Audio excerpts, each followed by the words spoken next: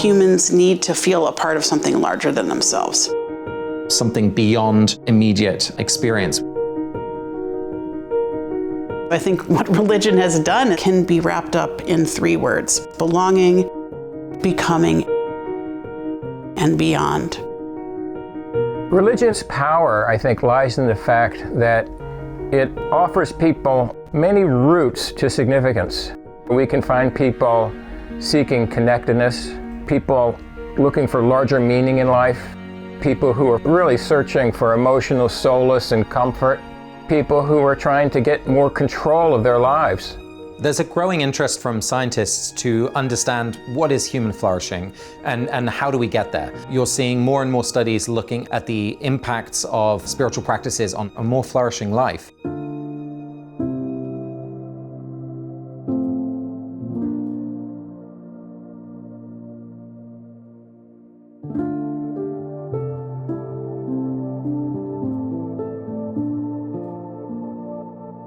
It's vital that we move beyond just personal intuition about it to scientific study.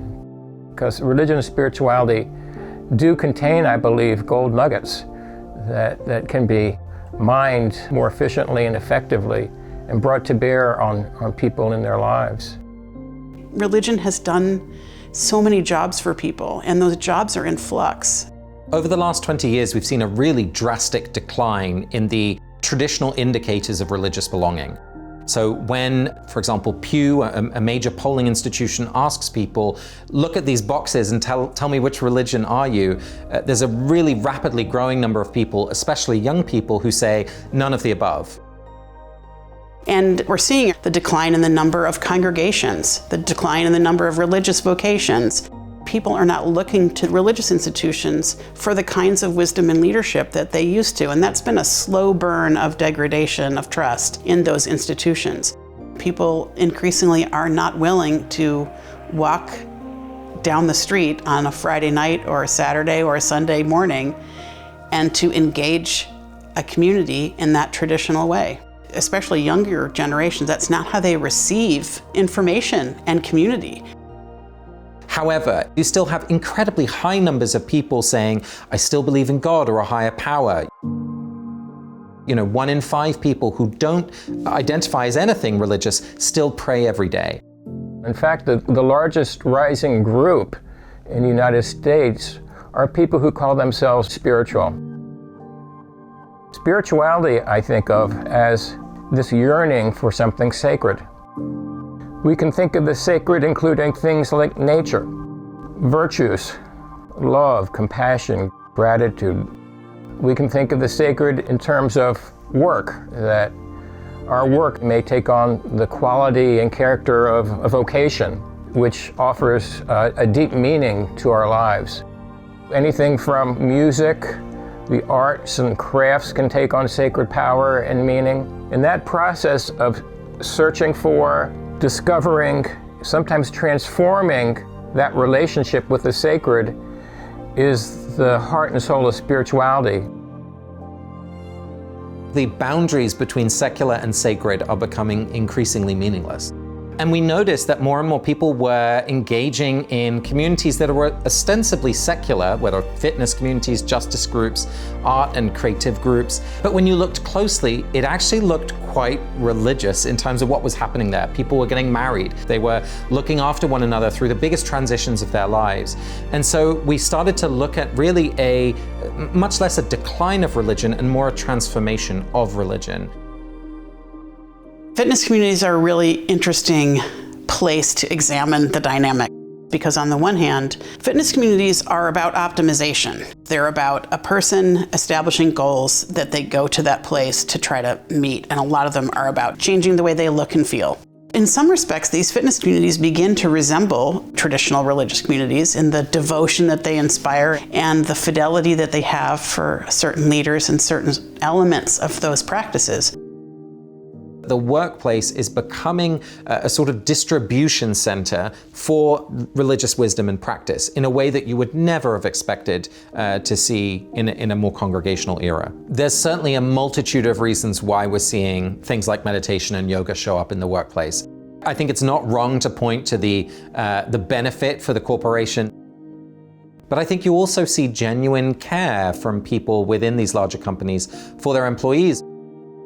So we may be witnessing the developments of churches of the unchurched, of groups of people who are coming together to form non-traditional spiritual communities, in part because they feel like something in organized religious life has, some of the spark is gone, and they're yearning to find that spark, to find a way to fan that flame once again.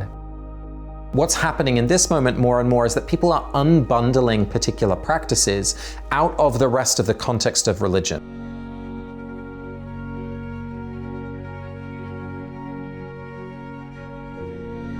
So the way that we think about spiritual exercises are really the practices that religious traditions have given us.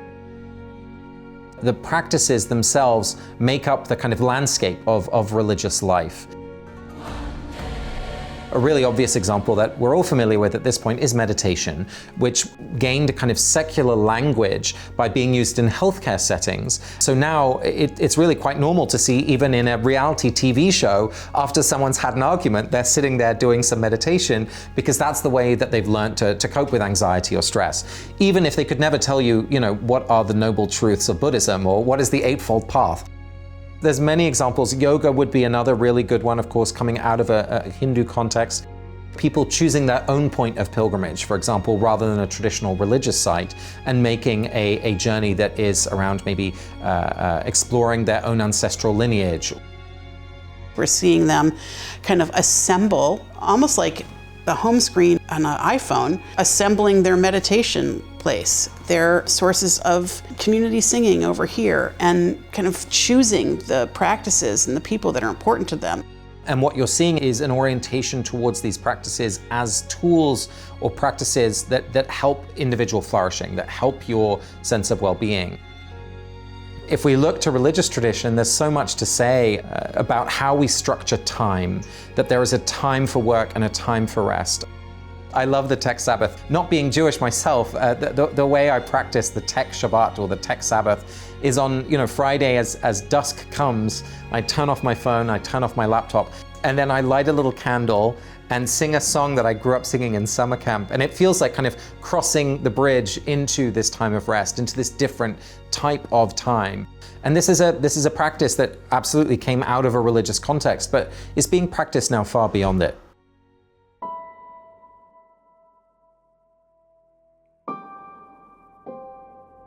There's extensive and growing empirical research on the mechanics of spiritual practices.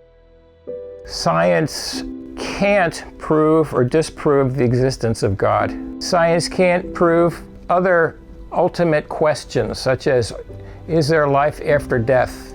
Science can, though, look at the footprints left by faith.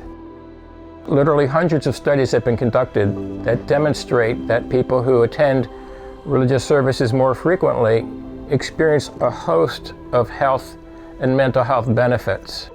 There's a whole bunch of work looking at why rituals are effective at helping people feel a sense of control in their life, or a sense of rhythm. So if you come back to a practice time and again, it helps relieve anxiety and stress, for example. I think it does a great disservice to spiritual exercises to think of them just in terms of their functional value, because most spiritual and religious exercises take place in a vast cosmology of ideas. This is one of the challenges in the science of spiritual flourishing, actually, is in how to study the mechanics of why certain spiritual exercises work without decontextualizing those practices so much that they become unrecognizable parts of that much larger thing. It's almost a mantra nowadays that you don't need to be religious to meditate. My colleague and I looked at whether or not it made a difference whether you meditate to an explicitly spiritual mantra, such as God is peace, God is love, or a secularized mantra, such as grass is green, sand is soft. We studied this among people experiencing chronic pain and found that participants who had been trained to follow the spiritual mantra experienced dramatically greater gains in their ability to reduce their pain. And so the spiritual content counts. It's exciting to see this new interest and a whole new set of data that oftentimes points to the wisdom of why these traditions have endured. Definitely one of the things that we see changing as people move their spiritual life towards one that is more a choose your own adventure rather than something that's a prescribed path. There's some troubling diminishment from the experience that they might get in traditional religious communities. And so it feels sort of cosmically lonely in a way. Where are you finding community in that? Or are you just ending up in a pretty isolated experience because no one else has exactly the same mix as you do?